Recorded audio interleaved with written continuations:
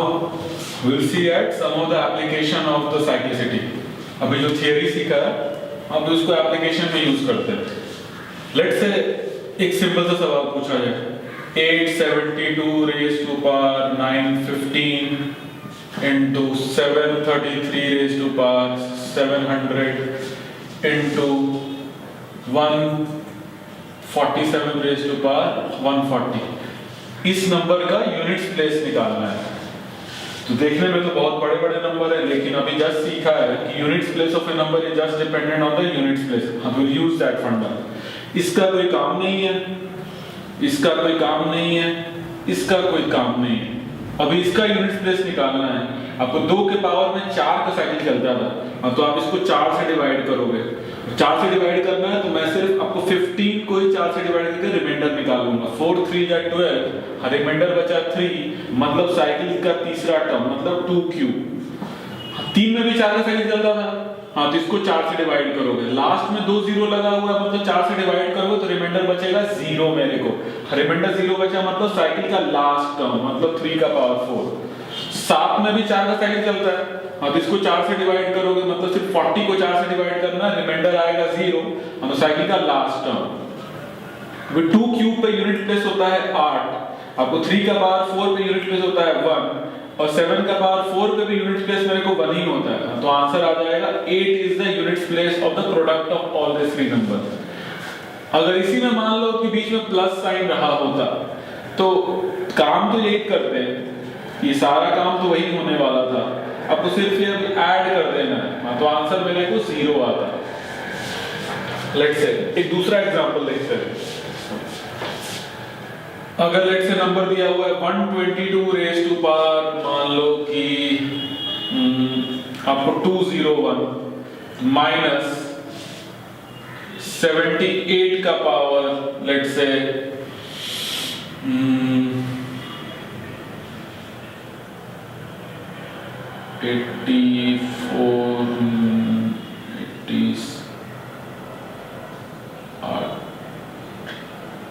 86 मान लो. अब इसका यूनिट प्लेस निकालना है. इस नंबर को माइनस करके यूनिट प्लेस निकालना है. हाँ तो यूनिट प्लेस निकालना है, हाँ तो सिर्फ 2 का पावर देखना है. हम मतलब इसको 4 से डिवाइड करेंगे. 4 से डिवाइड करेंगे तो रिमाइंडर आएगा मेरे को 1, हाँ तो यूनिट प्लेस पे रहेगा 2, क्योंकि साइकिल का फर्स्ट टर्म होने वाला है. आप इसको 4 से डिवाइड करोगे, क्योंकि 8 में भी 4 का साइकिल चलता है, तो 4 से डिवाइड करोगे रिमाइंडर आएगा आपको 2. रिमाइंडर 2 आया मतलब साइकिल का दूसरा टर्म मतलब 8 स्क्वायर. 8 स्क्वायर पे यूनिट प्लेस आता है आपको 4. अभी यहाँ पे लोग गलती करते हैं, किसका यूनिट प्लेस चाहिए, तो 2 - 4 करोगे तो लोग बोलेंगे कि आंसर -2 है.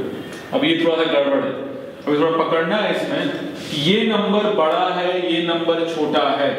हाँ तो ये नंबर का यूनिट प्लेस पे 2 है, मतलब इधर भी नंबर होंगे आपको 10th प्लेस पे, 100th प्लेस पे एंड सो ऑन, और इसका यूनिट प्लेस पे 4 है, हाँ तो इसके इधर भी नंबर होंगे. लेकिन सिंस आप बड़े में से छोटे नंबर को माइनस कर रहे हो और 2 से 4 जाता नहीं है, हाँ तो मेरे को यहाँ से 10 कैरी करना पड़ेगा, मतलब ये बन जाएगा 12, और 12 में से 4 माइनस करोगे तो यूनिट प्लेस आएगा 8. हाँ तो आंसर -2 नहीं होगा, आंसर 8 होना चाहिए मेरे को.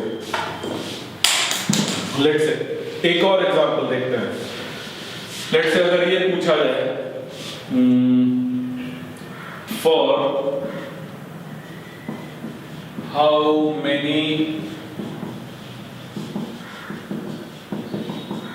2-digit values of n will the units place of 3 raised to n plus 7 raised to n result in 0.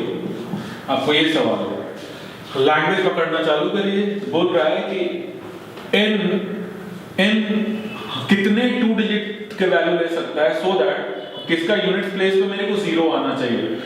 कुछ देर पहले बात हुई थी कि ये इनका यूनिट प्लेस को ऐड करके 0 तभी बनता है जब n ऑड होता है. तो अगर मैं दिमाग लगाना वो चालू किया गया, हमें सोचना है कि हाँ कि जो पावर है वो ऑड होना चाहिए, लेकिन मेरे को n का वैल्यू 2 डिजिट होना चाहिए. तो n का वैल्यू स्टार्ट होगा 11 से, फिर 13, फिर 70, फिर 15, फिर 70 और ऐसे करके 99 तक जा सकते हैं।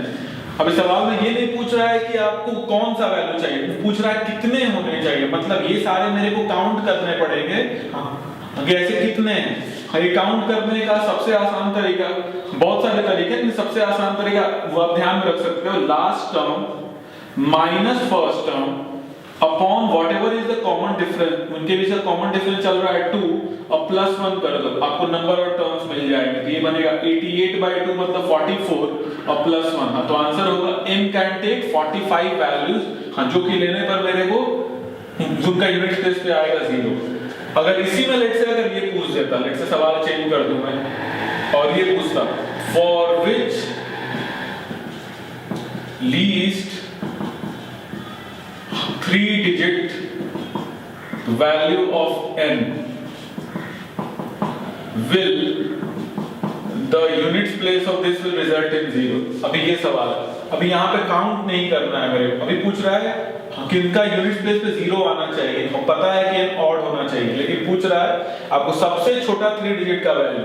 अब सबसे छोटा आप सोच लो कि सबसे छोटा 3 डिजिट का ऑड वैल्यू कौन सा होता है, हाँ, तो आंसर तो ओरली है, आंसर हो जाएगा 101, क्योंकि ये सबसे छोटा 3 डिजिट का ऑड वैल्यू। अगर यहाँ पे ग्रेटेस्ट पूछता, हाँ, तो आंसर अभी सोच लो, आंसर मेरे को 999 होना चाहिए था, एंड सो ऑन। एक और सवाल देखते हैं, for which greatest 2-digit value of n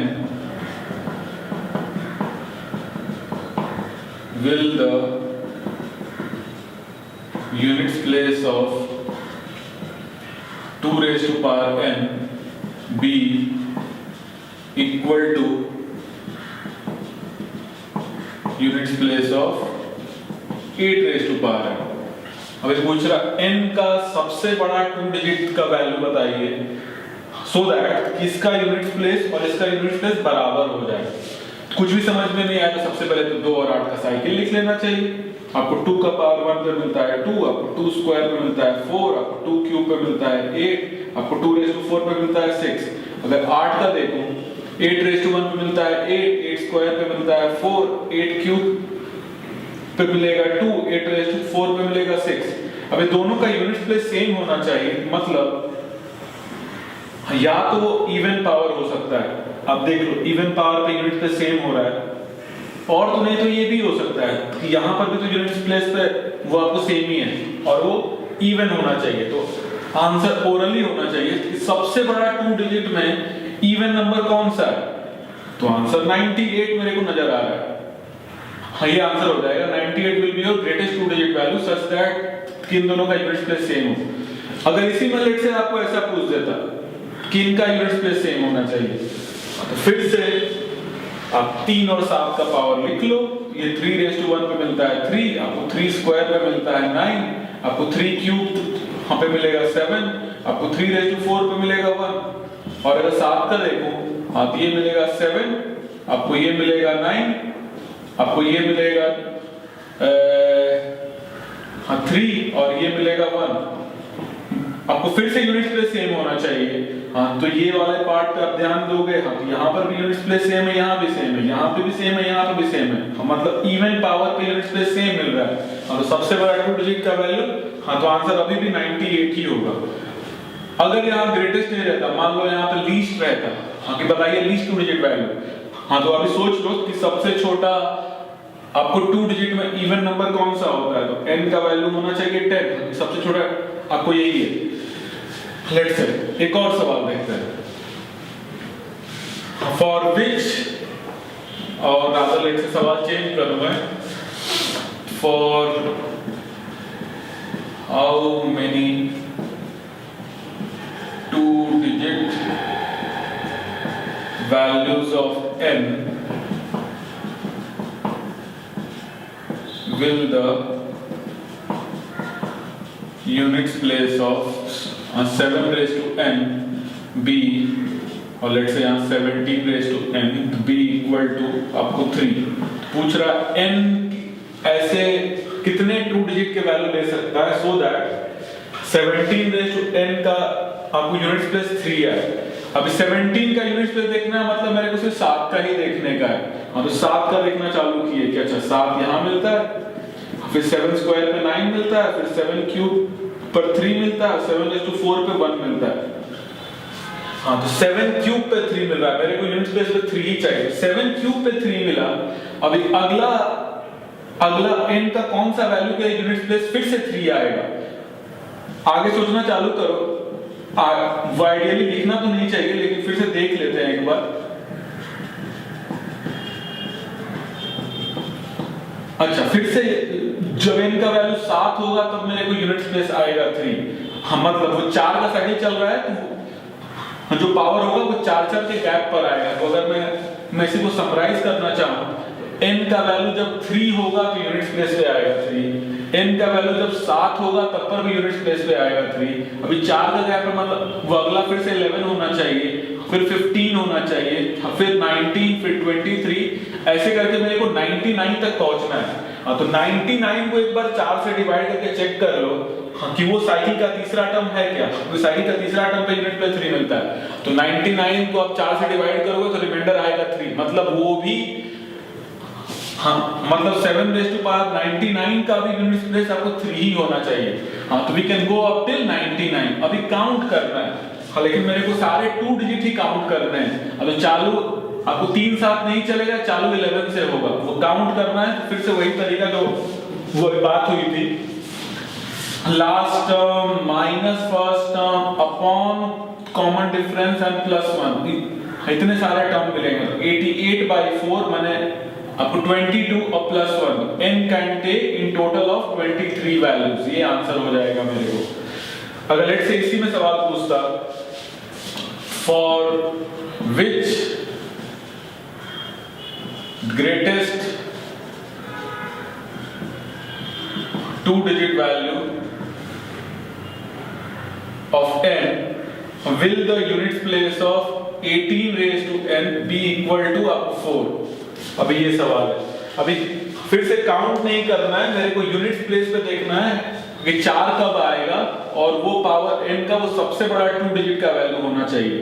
18 का देखना है, मतलब 8 का देखना है। 8 रेज़ टू 1 पे 8 स्क्वायर पे 4, मतलब साइकिल का दूसरा टर्म पे 4 मिलता है।